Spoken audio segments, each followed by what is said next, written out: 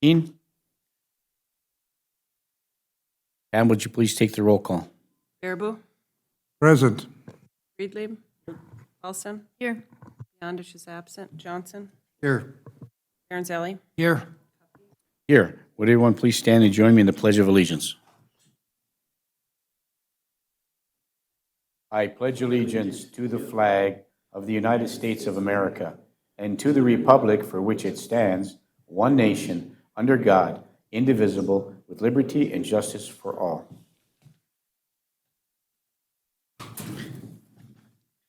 Okay, thank you. We'll move on to item 3.1. We have a proclamation to read this evening. It's a proclamation for Case Management Week, which actually was between October 13th and October 19th, 2019. We just received this a little bit late, but I'd like to read the proclamation anyway to recognize Case Management Week. We as a City Council, whereas case management is a multidisciplinary profession that seeks to assure the delivery of quality, appropriate, person-centered, efficient, and cost-effective healthcare services to patients throughout Minnesota. Case managers function in a variety of practice settings, including hospitals, home health care, area agencies on aging, long-term care, rehabilitation, elder care, managed care, and occupational health to facilitate the coordination of continuing care.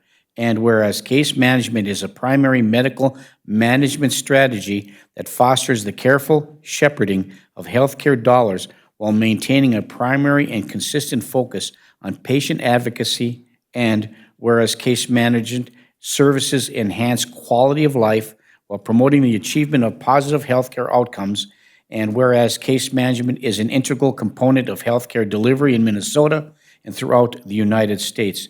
Now therefore be it resolved, I, Larry Cuffey Jr., and the City Council proclaim October 13th through October 19th, 2019 as Case Management Week in the City of Virginia, giving this oath on October 22nd, October 2019. Thank you.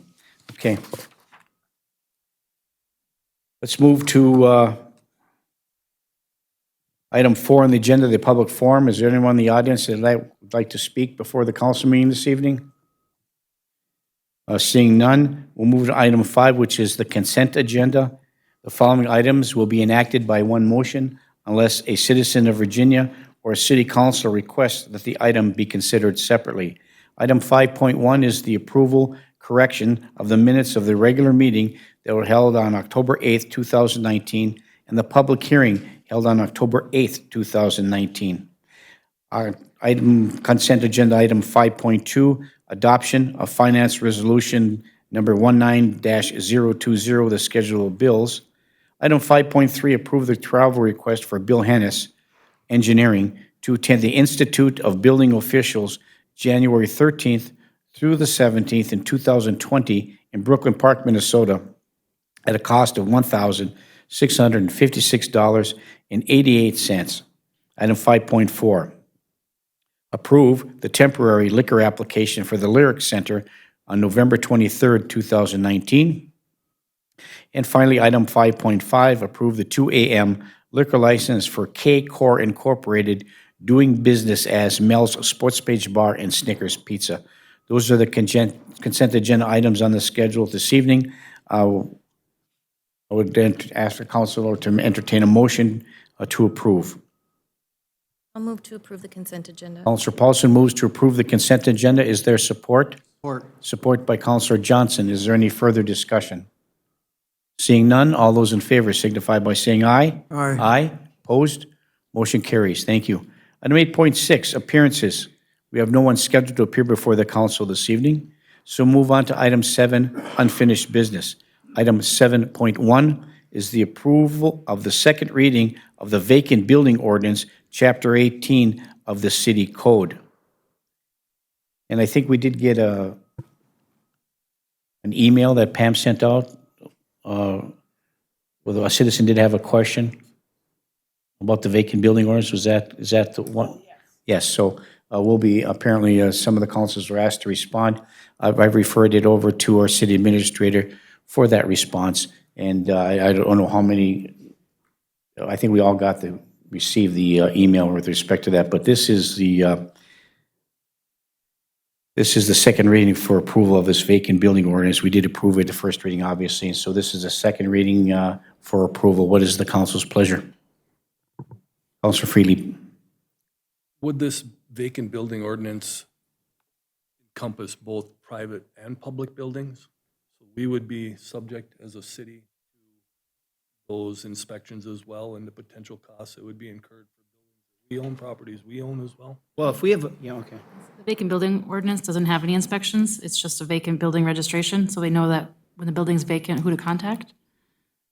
So that's essentially it. It's Right, not but we would necessary- follow the city. If Yeah, we we, have to follow whatever. whatever ordinance. So if we ended up with a house, which happens quite a few often, we have with a house tax forfeit or something, we're trying to take it down, we would have to register that house, just like anybody else would.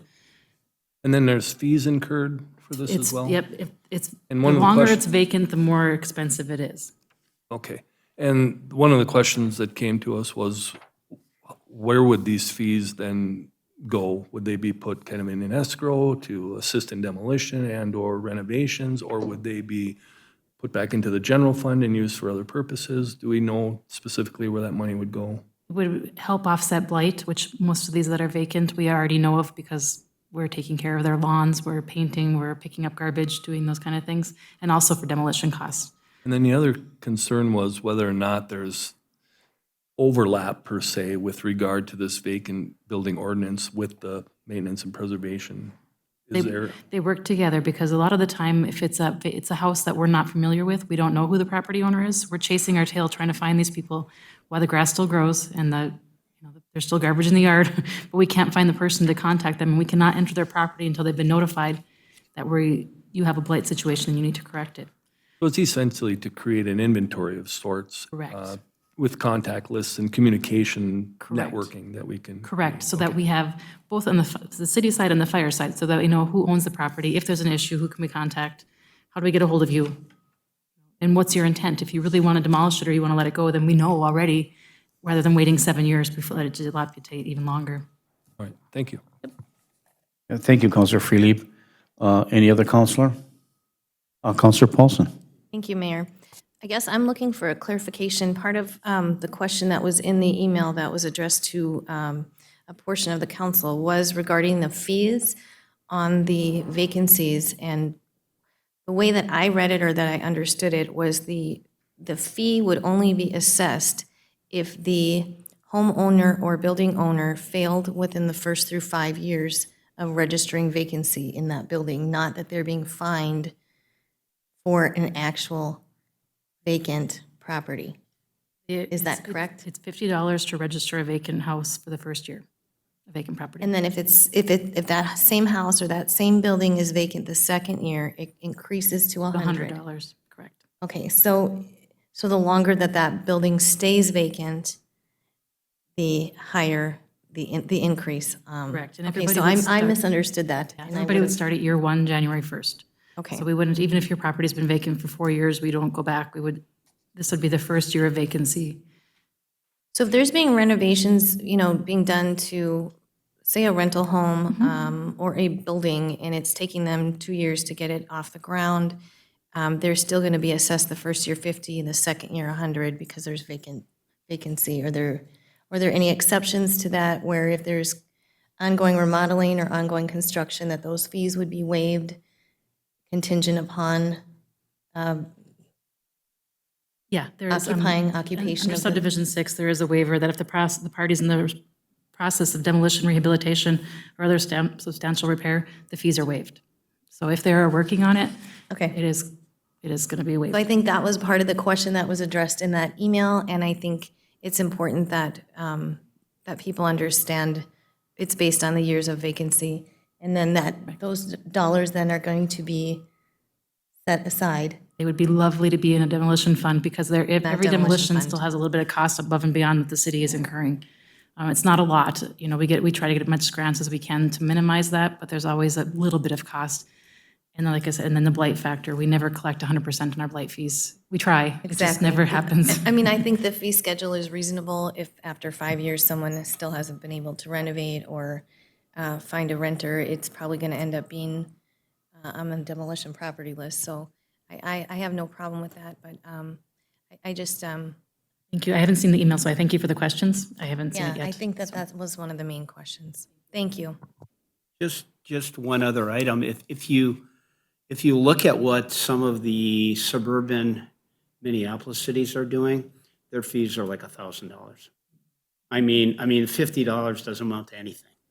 I mean, and the whole reason it's $1,000 to get somebody's attention that maybe you ought to do something with this house.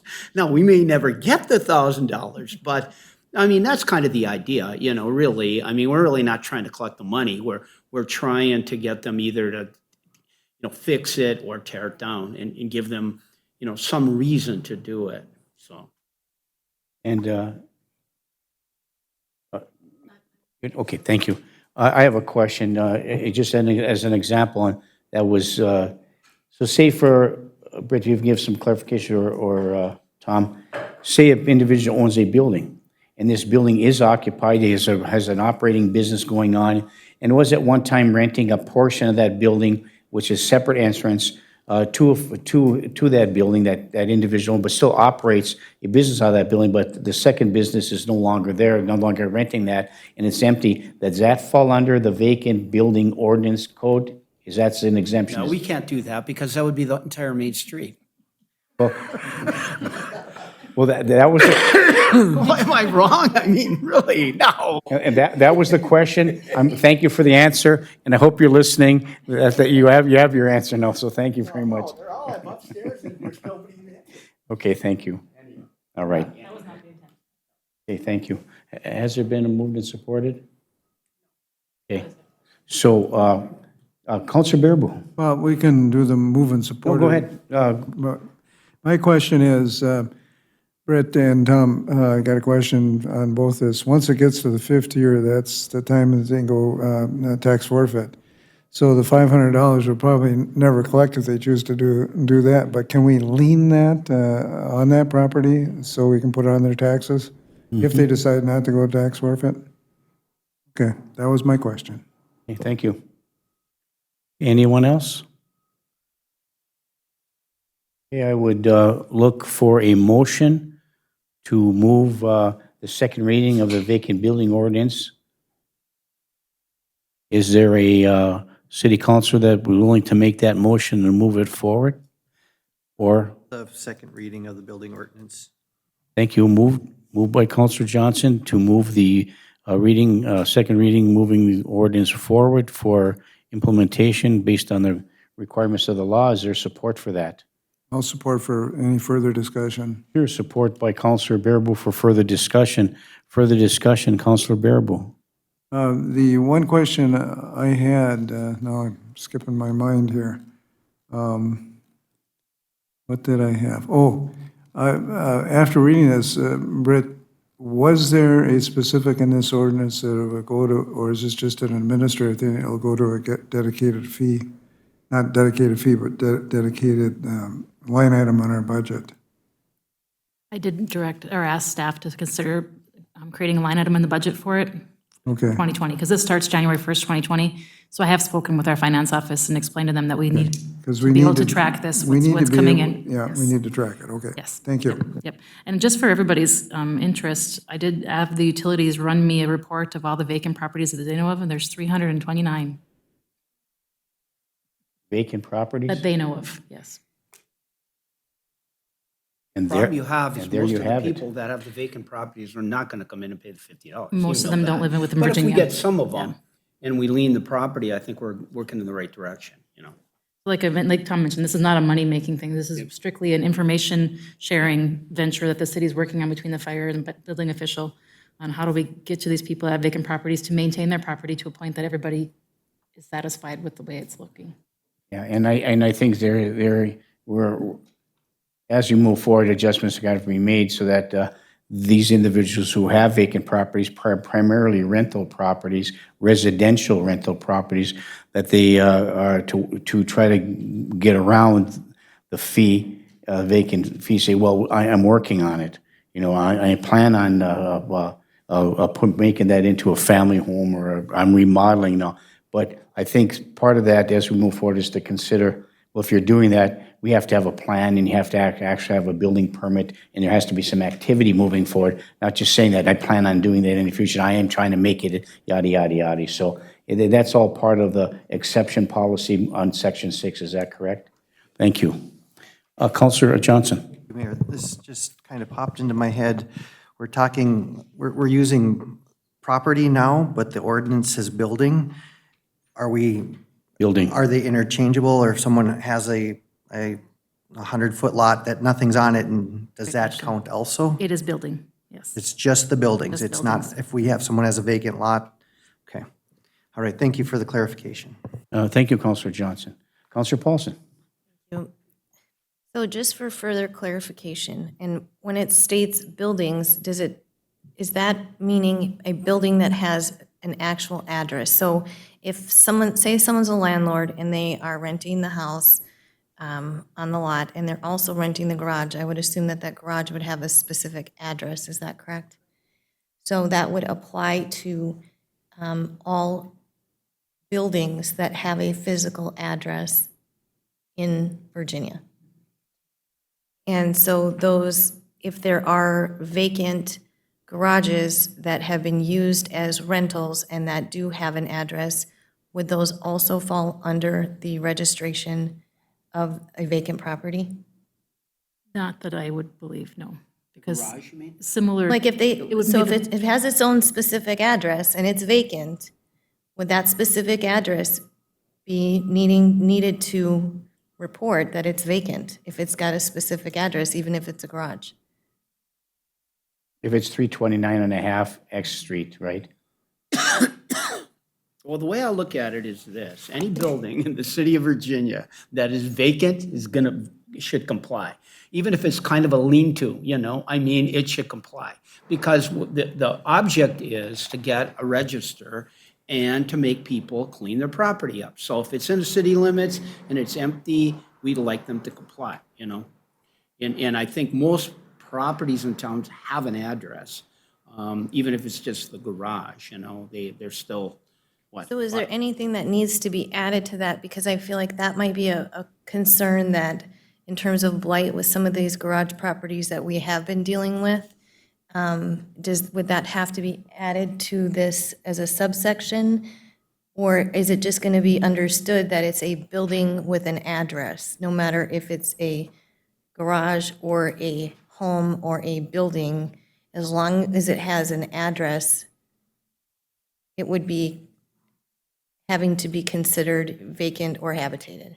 Well, if you look under the definition section, I was trying. 1802, building is any roof structure used or intended for supporting or shelter any use or occupancy. I mean, it's pretty broad. I mean, there's any roof structure. So if you don't have a roof, I guess you're okay. So But I just want it for our purposes of No. what we're trying to do and what we're trying to accomplish to clean up, this language is sufficient enough to give our building officials and the city the ability to move forward with assessing those fees on vacancies of any structure as stated in section 18.02. I mean, we could add, including freestanding garages too, I mean, properties that just have nothing in front but a garage in back, I suppose we could add that. I mean, there are a number of those in this town. So And you just add- I think that's where I'm going with this. Yeah, So we don't have people that say, hey, but then they're going to be assessed both fees Yeah. if they're both vacant. Yeah. So I don't know how we'd want to address that, but I feel like it's going to be easier for our building official, because I'm assuming that's who's going to be assessing the fee if they find that it's a vacant property and it's not been reported. So that gives us greater ability to make sure that that structure is cleaned up properly or properly rented or whatever.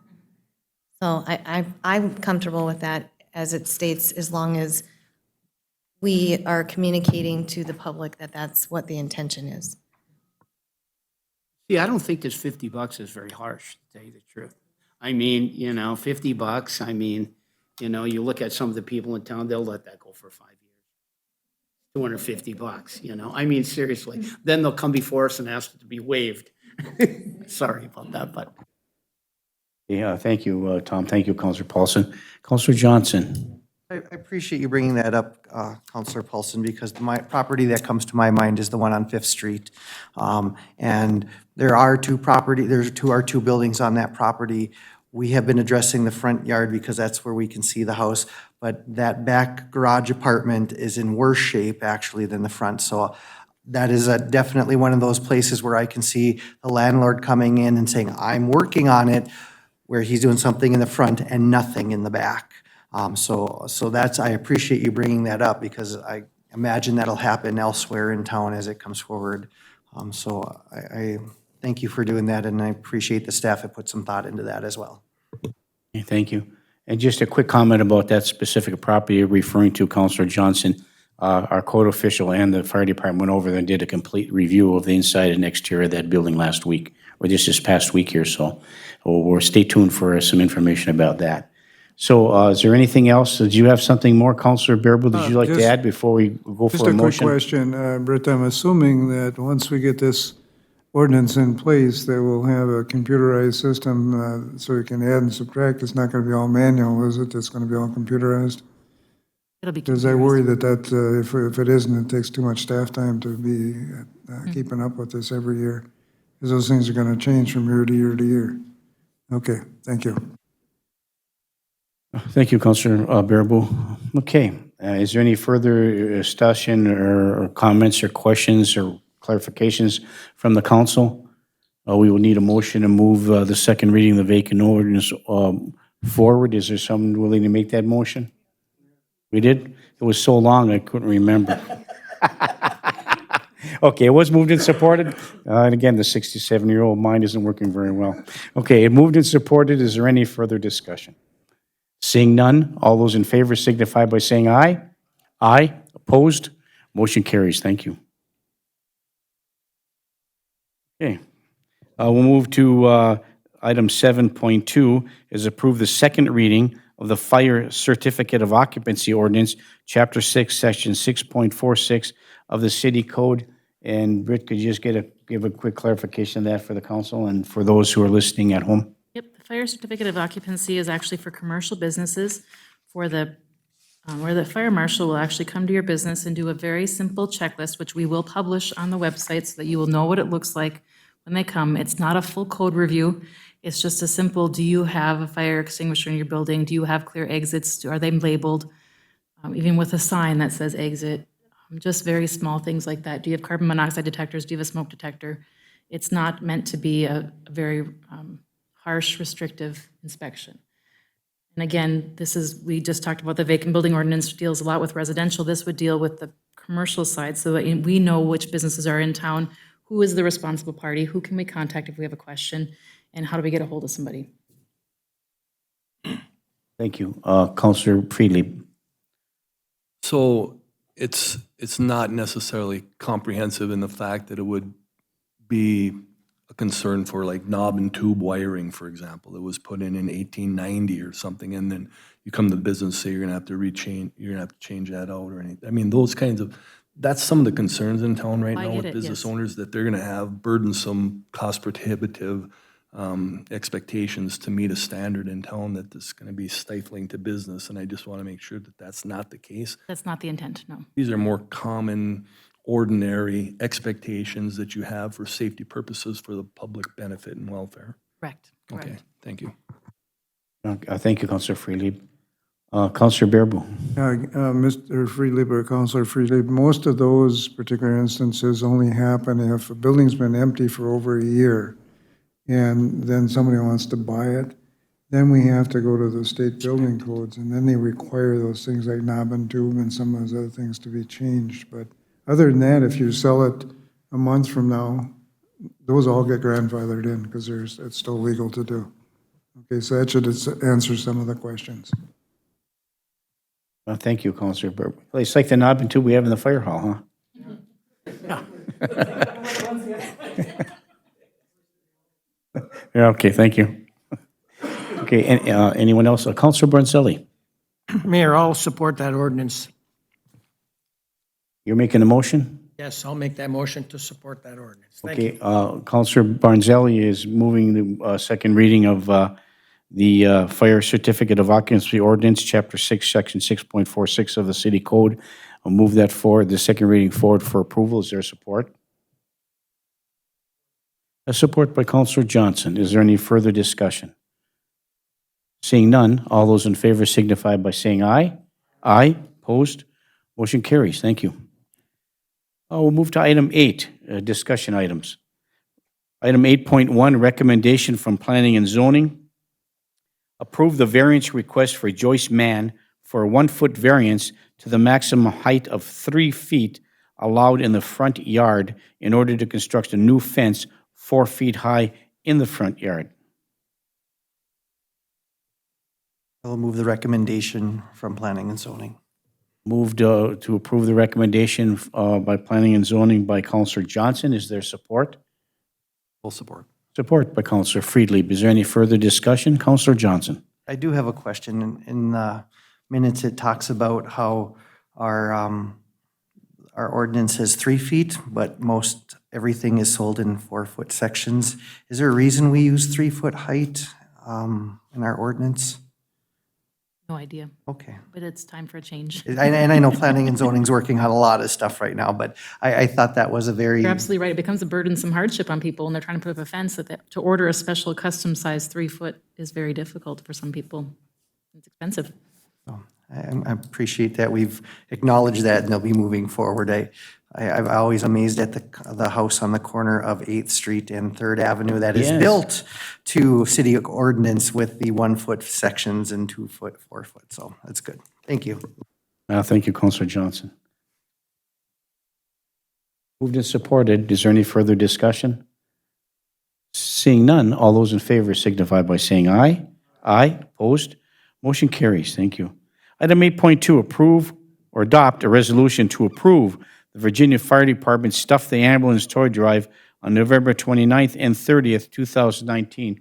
This has become an annual event. A lot of police departments and other fire departments also participate in a toy drive for kids.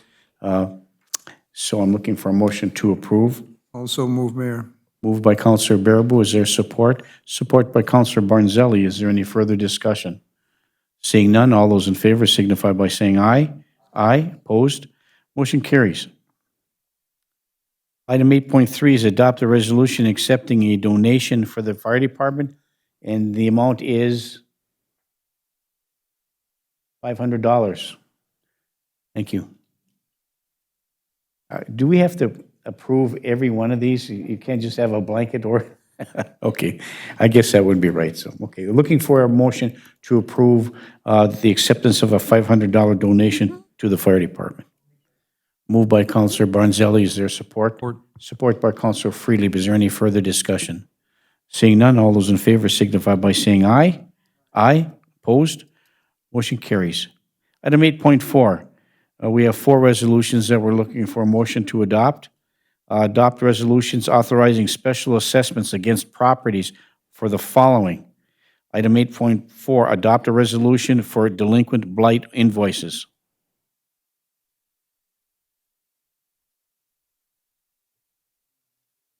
I think we need to do those separately. Yes, we do. Thank you, Counselor Bearable. Also move the special assessments for the delinquent property invoices. Thank you. Moved by Counselor Bearable. Is there support? Support for discussion. Support by Counselor Johnson for discussion. Further discussion, Counselor Johnson. What is the $64,000 bill that's on that list? Demolition. Okay. Thank you. Okay, thank you, Counselor Johnson. Okay, any further discussion? Counselor Friedlieb. When people are cited for blight, for example, and so this means like they haven't paid, so we're going to be seeking those. Correct. And like, what's the extent of analysis, I guess? You know, do they have they have the opportunity to come and meet with the planning and zoning or to discuss further, like what progress they made or haven't made or why they haven't or have? Absolutely.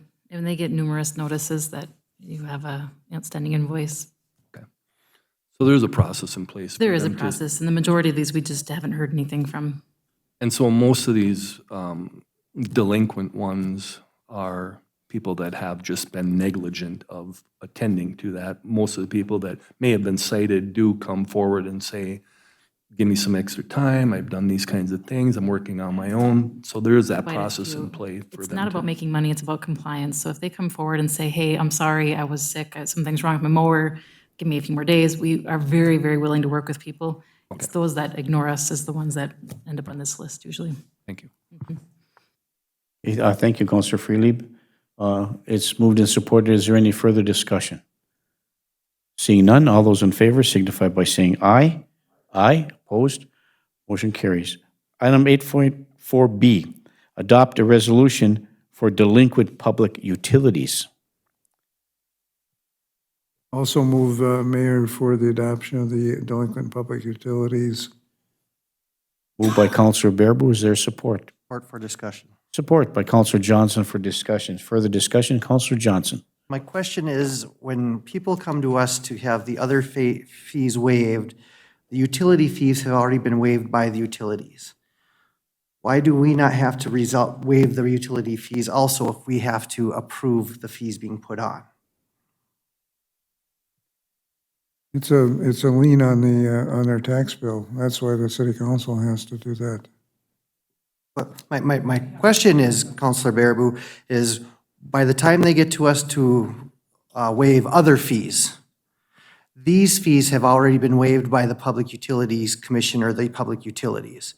And what my question is if we have to vote on these to approve them, should the council also be approving on them to forgive them when they ask for that? Definitely, the utility has no authority to do it. They don't have any authority to waive it. Once it's put on the taxes as a delinquent utility today, they can't then come in and say, oh yeah, we forgave that, or whatever, because it's out of their hands. They're sending it to us to put it on the taxes, right? So if it's going to be waived, they have to come back to us in order to get it off. And that is not what has been happening since I've been sitting here.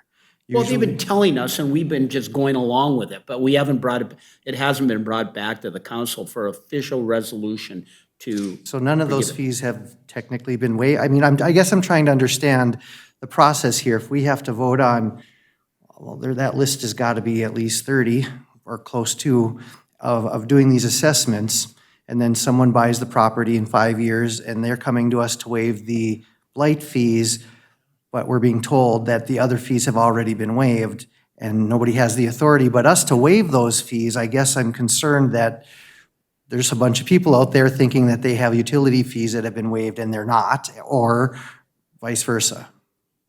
Okay, I think because it technically is the utilities' money, okay, so they have a bigger stake in this whole thing than we do because it's a utility fee. Our only stake in is the labor or whatever it takes for us to put it on the taxes. So I suppose if the utility says, okay, we'll forgive it, they're assuming that we'll forgive it since technically it's their money. I mean, right? I mean, it's a utility bill. It's not, if the utility says no, we could still waive it if we wanted to, but usually we don't because the utility, it's the utility's money, I guess I'd just like to make sure that we're following the same procedure, that if we need to prove it being put on, that I think we should be approving it to be taken off to make that circle final instead of, and if that's something that staff need to figure out and come back with, I would appreciate you doing that. Okay, thank you, Councilor Johnson. Okay, it's been moved and supported. Is there any further discussion? Councilor Barnzelli. Thank you, Mayor. Several years ago, we were all here. I don't know if Mr. Freelib, Councilor Freelib was, but an individual from Duluth came up. He wanted to do a tattoo building on the 400 block, the old dance studio, and the utilities wanted $8,500, or we couldn't sell that or give that, or that guy, he had to go up to the plaza and he rented a building up there by the old, I don't know what was it? The old Dave's Pizza building. Up in the plaza. Right. Yeah. So my point is, it seems like the utilities can, they wouldn't let that property be sold until they got their $8,500. But now, it's a different story? Is that what you're saying? Well, I think Councilor Johnson, I'm putting words in your mouth. I just think you want to just know. You know, if in fact we're going to put it on their taxes, we'd kind of like to know if you're going to forgive it. You know, so, I mean, that's all we're really asking for, right? It's their money. I mean, we'll probably go along with the forgiveness, but if they won't, I mean, we could override them, I suppose, but we usually don't. If I might, Mayor. Yes, That- that's Counselor the- Johnson. That's the whole idea, is that does the utility have the authority to forgive something that's been put special assessments? Do they have the authority in the city of Virginia to forgive special assessments? So then we, as a council, need to forgive all of those special assessments. They can recommend to us and say they have, and then it needs to come to us and we say, yes, we agree, which I'm sure we probably would, because we want people to occupy buildings. So Many times. you know, I want to make sure that if that's what needs to be happening, that they are following that procedure. And because my concern would be is that there's a special assessment on a property, and have they been removed over the last, well, I'll just say 3 years since I've been here?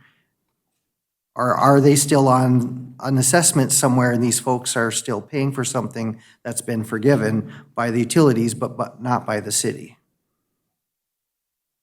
Let me try to clarify very simply. Okay, sitting in at these utility meetings, Steve, if they forgive a assessment, not an assessment, but a bill on a property, it's done before they ever send it to us as an assessment.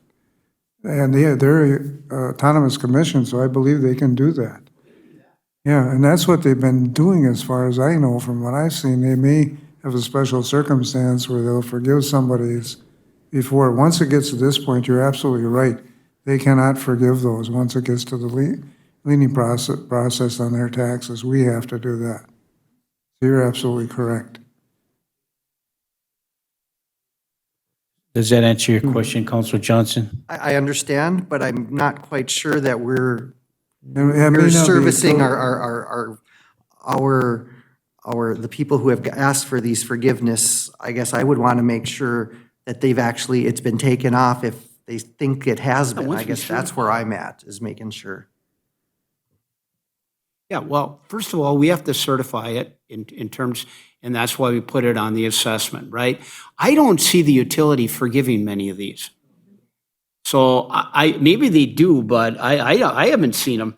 I haven't had any, I don't know. I mean, I'm sure there's some out there, but I haven't seen them forgive much. And Councilor Bear was probably right. Before they come to our certification, a lot of times they'll do the forgiveness, I guess. I don't even know how true that is, but. I have not seen very many in the time I've been liaison where they actually do that, Steve, ahead of time. But once they get here, you are correct, and we lien the taxes, we have to be the forgiving party. You're right on that. Okay, usually utility. okay, so, Counselor Paulson. Thank you. So that, I guess I would agree with Counselor Johnson. It is a little confusing, and I will kind of state why it is confusing to me.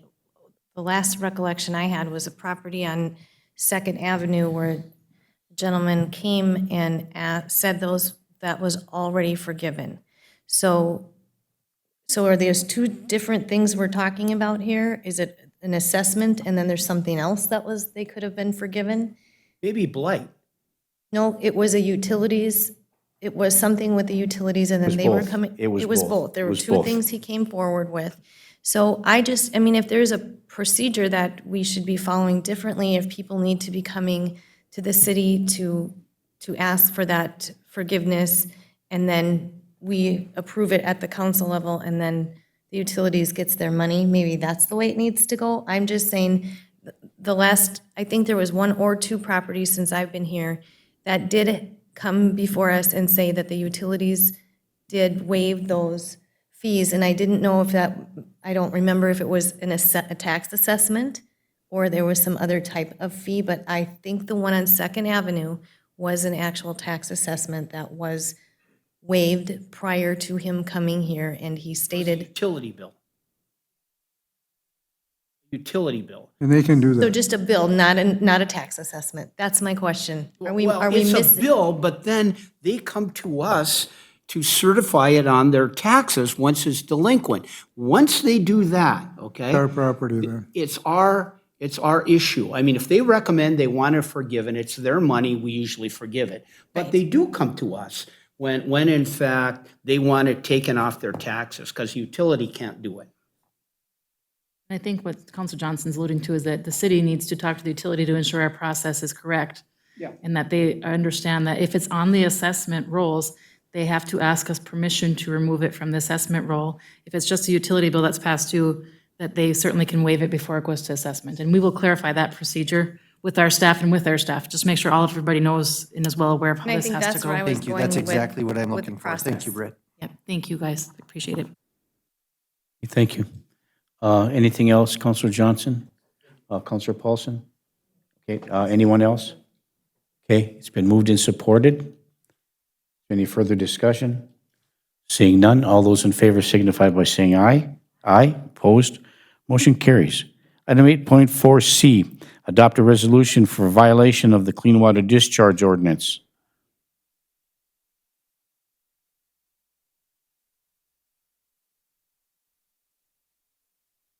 We've had a couple of them over time, particularly one, I think, in the industrial park. But, yeah.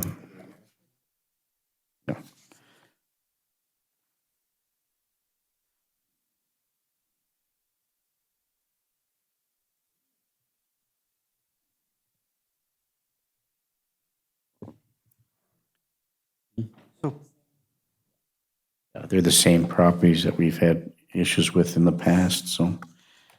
Basically, they're chemical things they're putting down the sewers, correct, Mayor? Yes, sir. And maybe Tom is right, maybe our fees aren't high enough on those because they keep violating, and it's the same individuals that keep violating at times. Well, you know, as we look at these things, you know, we want to keep businesses in the community, no question about that. We want everybody to comply, obviously, with the discharge, whether it's whatever the case, but this particular discharge of these chemicals, because they get into our water sewer treatment plant and they create havoc with our equipment and, you know, the divergent pump and all those kind of things. It creates a big issue, and it's also toxic material. And we, as the city of Virginia, are one of the only ones in the area, or the only one in the area that's permitted this, at least one specific business, to operate when they clean their tanks out. So, I mean, they can't get the permit in other communities, but we have that. So maybe it's time for us to take a look at review of that permit to allow them to continue if this kind of violation is consistently moving forward. So, I mean, as our city attorney alluded to, maybe the fee has to be a lot larger, the fine has to be a lot bigger, but so do you have anything else you'd like to add to that, to Tom or Britt? Okay, thank you. Counselor Johnson? Is this a one-time fee that we're assessing, or is this An annual fee. annual fee? Actually, this is the sump pump ordinance, Okay, which is kind of a funny story. When I started here, this was my job. When I started as an intern with the city of Virginia in 1999, was to ensure sump pump compliance. So these are the 6 properties that have not come into compliance with the city's sump pump ordinance. Well, these are the sump pump it's cheaper violations. for them to pay $650 a year than it is to, I'm guessing, fix the problem. This is approximately 19 years of fines. Yeah, I don't really know who these properties are. I guess I would They need to comply. move the resolution, but then I would ask staff to, as we're moving forward with ordinances, evaluate the effectiveness, especially when it could be damaging to the environment and to citizens. Okay, you making a motion to move that forward? Motion by Counselor Johnson to move the ordinances by resolution. Is there support? Is there support? Is there support? Motion fails. Okay, thank you. Well, We want our $650. We do, but And there's we no can second. change it after so, that, you know. Counselor Paulson. I would like to make a motion, if it's allowed at this point, to table this for further discussion. I just feel like I don't have enough information since this wasn't brought before the committee of the whole. I would like to, maybe have, is it Bill Hennis or is it Bill Cole? Be the sewer crew. Oh, it's our sewer Sure, crew. they probably don't know this either, so we'll have to bring in some other staff that was involved with I inspections. think for the edification of what this is and what is the whole ordinance isn't listed here. So I have a hard time adopting a resolution when I guess I don't really feel like I have enough information to make that decision properly. And before you make that motion, I'd like to make a comment.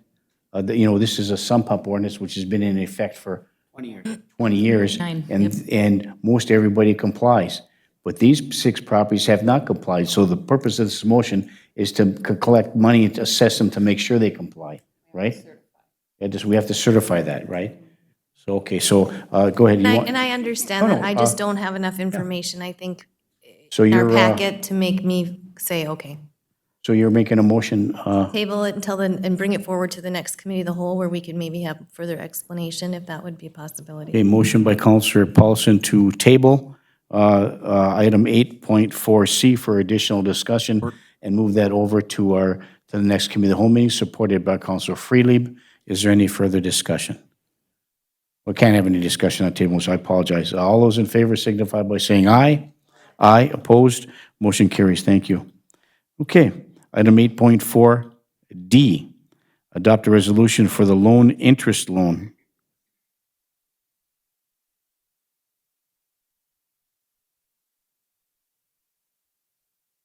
If I may explain a little more. Please do. This is the special assessments for those properties that took out a low-interest loan for conversion but did not make any payments.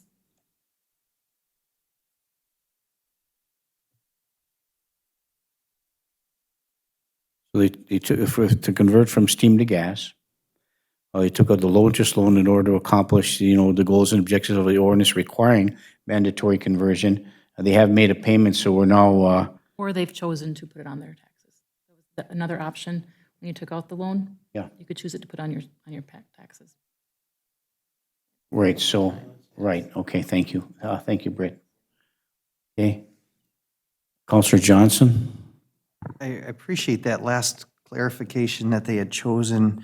I would be more comfortable if the resolution was clear about that this is a choice that these taxpayers made, as opposed to, because the way I read this is that these were one of the first people to do their conversion. They haven't made any payments, and so now it's a negative thing. And these may be conversions from 2009, 2010, so we should probably table for more information. I think that's what we need to do, because if it's a positive thing, then Are they? Yeah, current We conversions. probably I should. would move to table this to the next committee of the whole meeting for more questions and more information. This is one of those things that was a concern when we started this discussion 3 years ago about what's going to happen when people do their conversion and then they don't. And I think we need to have some clarification exactly why these are coming to us. Well, it's already, I can't say anything. There's a motion to table. Motion by Counselor Johnson to table. Is there support for the tabling motion on item 8.4D regarding the resolution for the loan interest loan payments related to the conversions? Is there support for that? Support by Counselor Freelieb. All those in favor signify by saying aye. Aye. Aye, opposed, motion carries. And part of the motion is to move that to the next committee of the whole meeting. Counselor Johnson, thank you. Okay, item 8.5, approve the parade route for the Festival of Trees on November 3rd, 2019. That should actually be November 23rd. I'm sorry about that. No, it's okay, the agenda, Let me write it down, the 23rd. 23rd. Okay, approve the parade route for the Festival of Trees on November 23rd, 2019. It's a short parade route. We start at the east end of Chestnut Street and go to Fifth Avenue. That's it. Just a short little parade. Santa won't have to walk as far. Okay, all right, thank you. Do I have a motion here? I'll move to approve. Counselor Paulson moves to support. approve, and support by Counselor Baraboo. Is there any further discussion? Seeing none, all those in favor signify by saying aye. Aye, opposed, motion carries. Item 8.6, adopt a resolution approving entering into an energy services agreement between the City of Virginia and Amoresco Incorporated for Project A contingent upon approval of financing.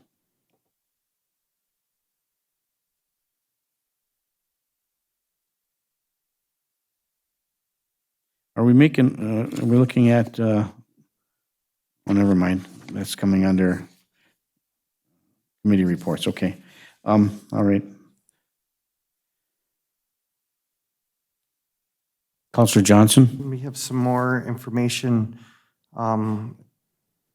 This is 8.6, the properties listed, that's what they'll be working on.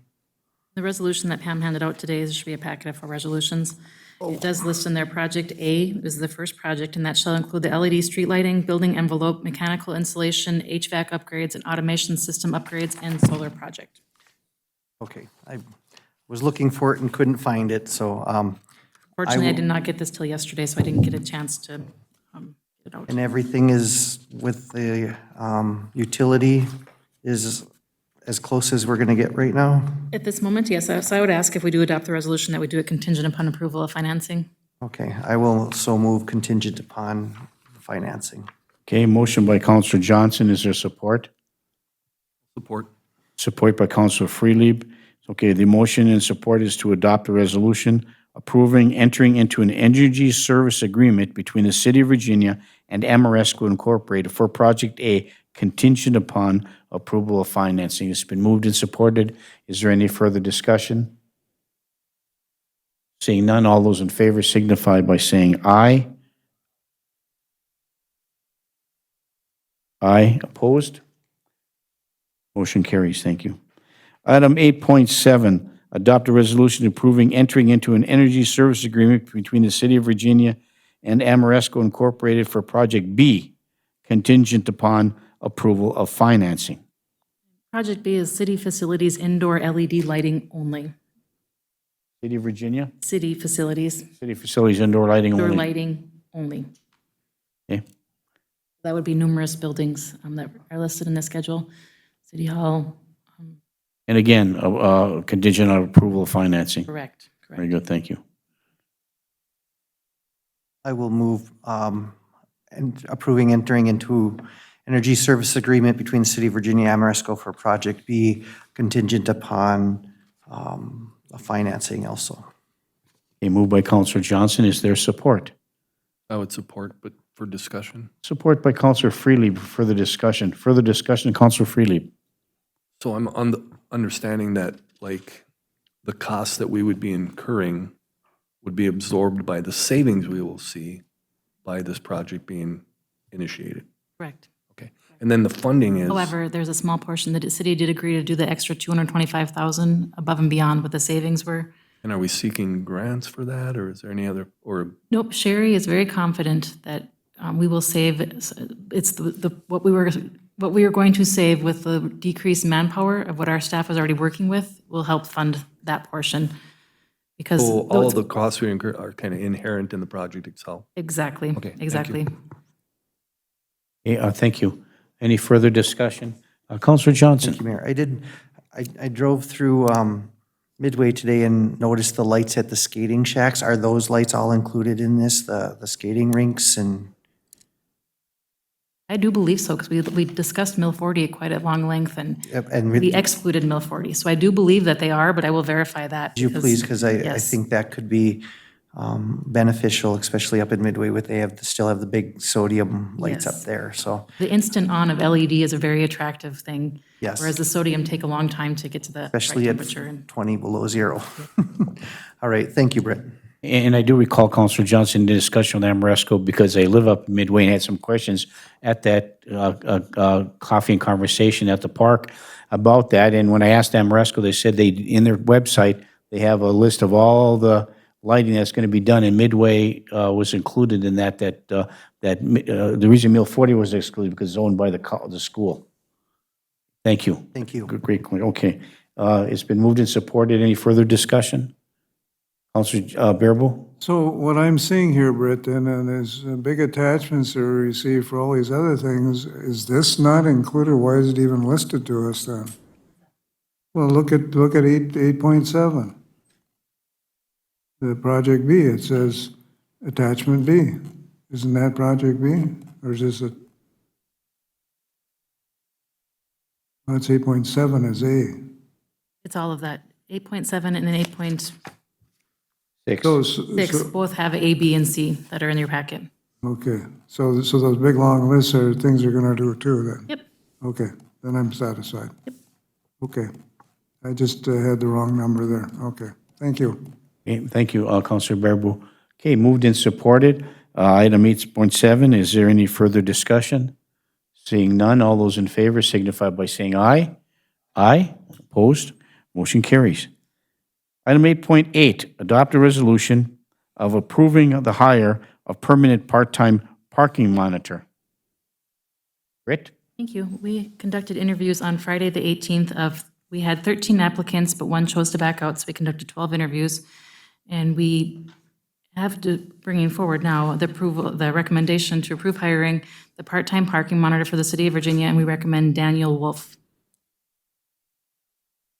Contingent upon, of course, background check and physical. And there is a resolution in your packet. In the packet that Pam will give out today. Whereas the City of Virginia and the American Federation of State and County Employees, AFL-CIO, have agreed that there is a part-time parking monitor position available in the police department. The position is covered under an agreement between the City of Virginia and AFSCME, AFL-CIO Local 454, and a review committee has reviewed the potential applicants. And whereas it's being proffered that Mr. Daniel Wolf has successfully completed a pre-employment physical and occupational therapy assessment and background check, and there's a motion and recommended by staff to approve this hire of Mr. Daniel Wolf for this position. I'll move the hiring of the, I will move the resolution approving the part-time hiring monitor of Daniel Wolf. Okay, thank you. Moved by Councillor Johnson. Is there support? Support by Councillor Bearable. Is there any further discussion? Seeing none, all those in favor signify by saying aye. Aye. Opposed? Motion carries. Thank you. Yeah, item 8.9, adopt a resolution approving the hire of seasonal recreational assistants. And there is a resolution in your packet.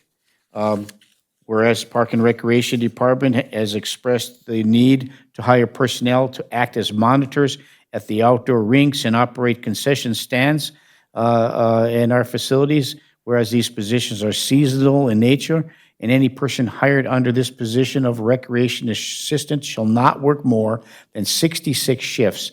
And whereas the applicants have been reviewed by Human Resources staff for this position, and whereas it is recommended to hire the following for the 2019-2020 winter ice season: Mr. Tim Martinson, Avery Dolensic, Jacob Konecki, Joy Labine, Tucker Johnson, and Tristan Wyman.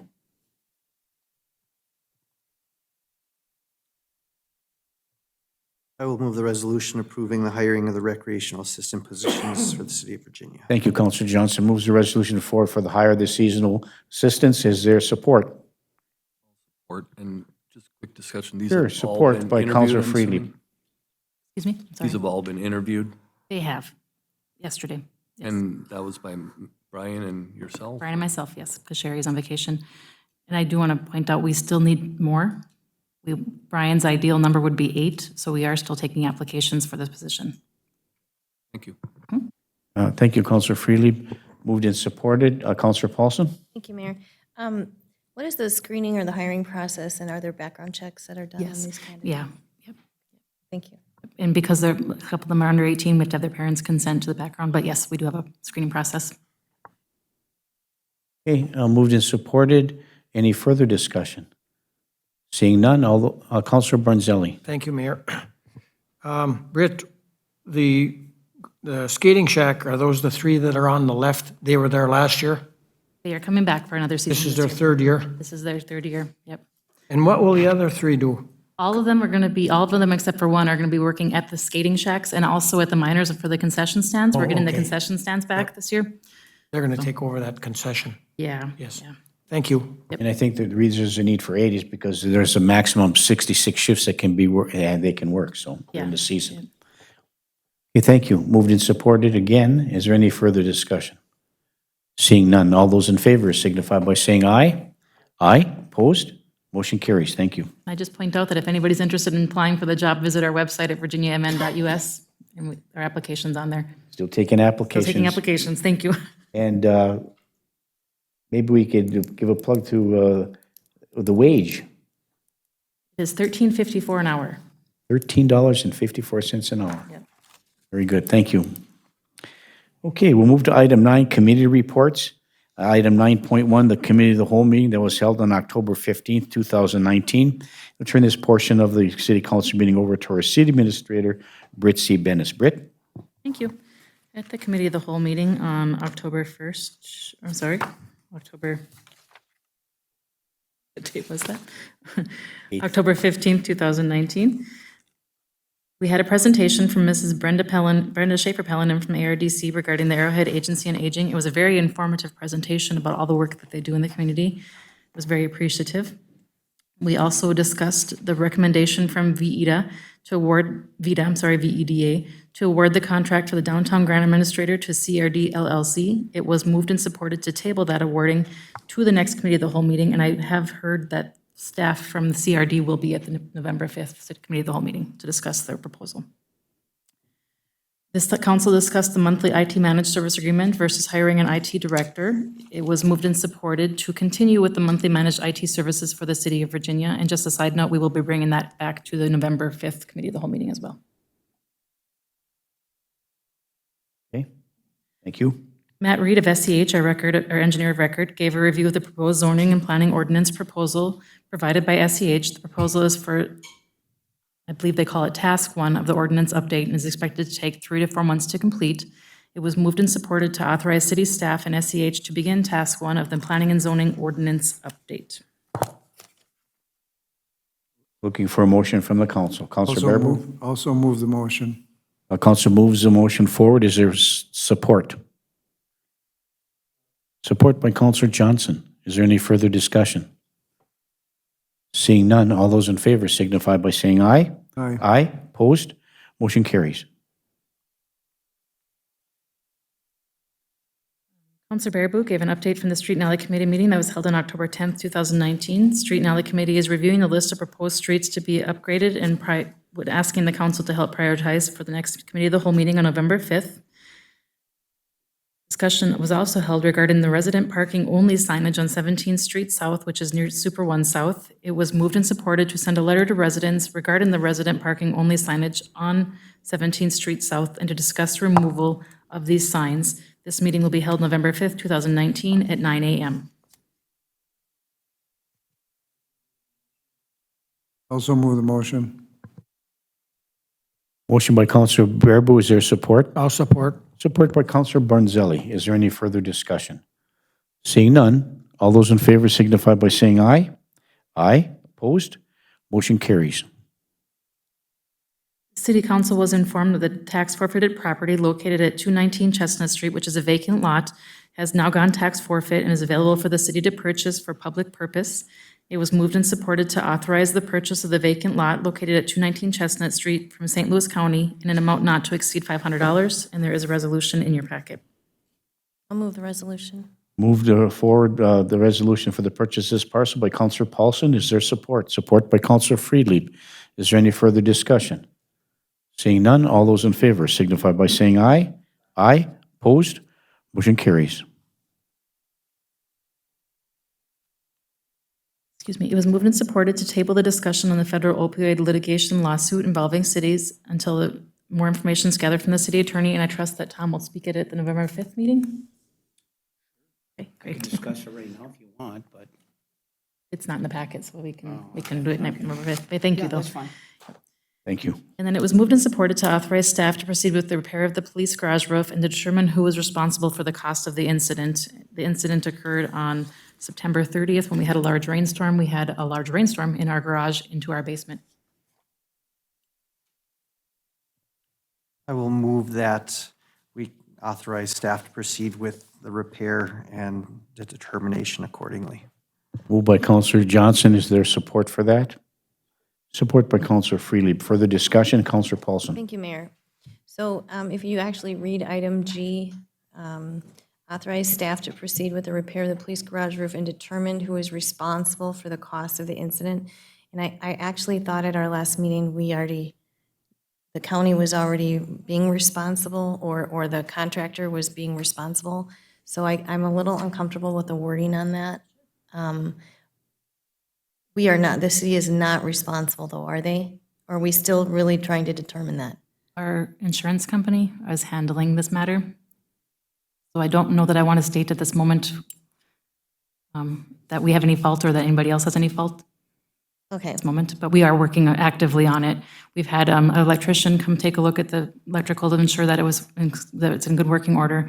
We've had somebody come look at the garage door openers to ensure they're in good working order. So there's a lot of things that we're having. and you know what, Contractors can there's a take a lot look at. going on at the staff level, and I really appreciate all the work that you guys are doing. I guess I'm thinking back to the original, when the county was here and they did discuss the Sally Port and any damage that was done to that. Was that ever written in that contract? So I will assume that that's being handled the proper channel. I just was concerned about the way that was worded in our packet. Yeah, we're not going to pay for it, but we want to get it fixed so we mitigate the damages, basically. So, I mean, we could argue about it for a while, but we get it fixed. So, it's winter's coming and, the insurance companies usually argue about who's not going to pay. Right. But we're not going to pay. So, And the contractors have been great. They really have. Okay. They've been really wonderful, come forward to I help how they appreciate that can. clarification going Yes. forward. Thank you. Yes. Counselor Johnson. Has there been a temporary fix? It's been Yes. rained a lot in the last couple days, so. Yeah, yes. Okay. Yes. Yes. Okay, thank you. Okay, yeah, it's been moved and supported. Is there any further discussion? Seeing none, all those in favor signify by saying aye. Aye, opposed? Motion carries. Thank you. And that is all I have from that meeting. Thank you very much, Britt. We'll move to commission liaison and department head reports. Does any counselor have a report they'd like to give before the council today? Counselor Johnson. Just would like to bring up that there has been numerous concerns about the demolition over the last week, and the city staff have been more than diligent about contacting the county and the contractors. And so I really want the public to know that the city is doing their best to keep things under control and to bring forward the concerns that are being had with the demolition, and appreciate their extra. I came in Monday morning and Britt had already done her first of multiple emails, so thank you for doing that and for handling it very tactfully. Appreciate it. And it looks like we've got one section of roof left out. They were doing a little work earlier today while the council meeting was going on. It's quiet now, but I'm guessing the majority of the tall work will be done relatively soon, and then it'll just be cleanup after that. Thank you, Counselor Johnson. Anyone else? Counselor Paulson. Thank you, Mayor.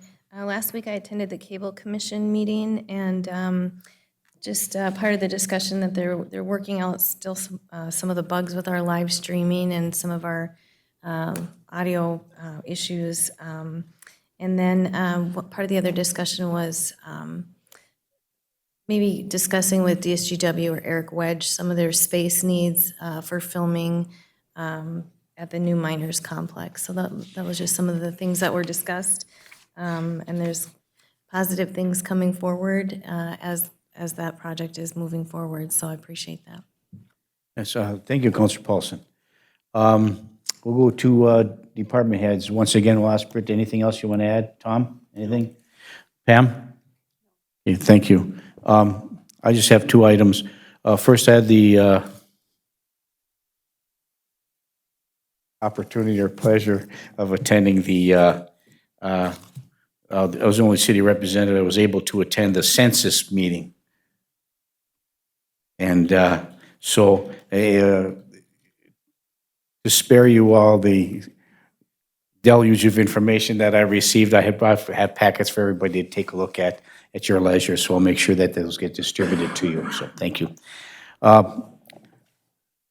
Okay, this is exciting. you know, we working on a, you know, we as a city council have been working on a lot of things. We've been working as a team with our staff in order to do really good things for the city of Virginia.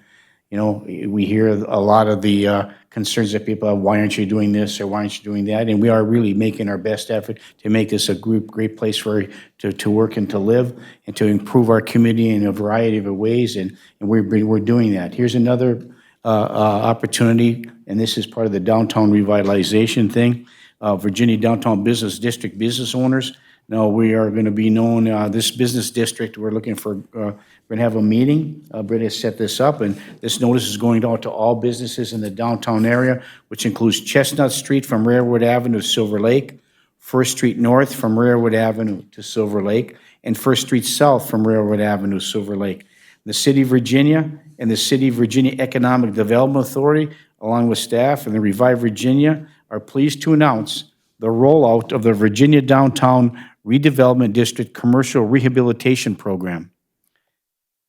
An economically strong and vibrant downtown business district is vital to the local community and its economy, especially in the downtown. Such as the City of Virginia Downtown Business District, reinvestment in Virginia's downtown business district assures that the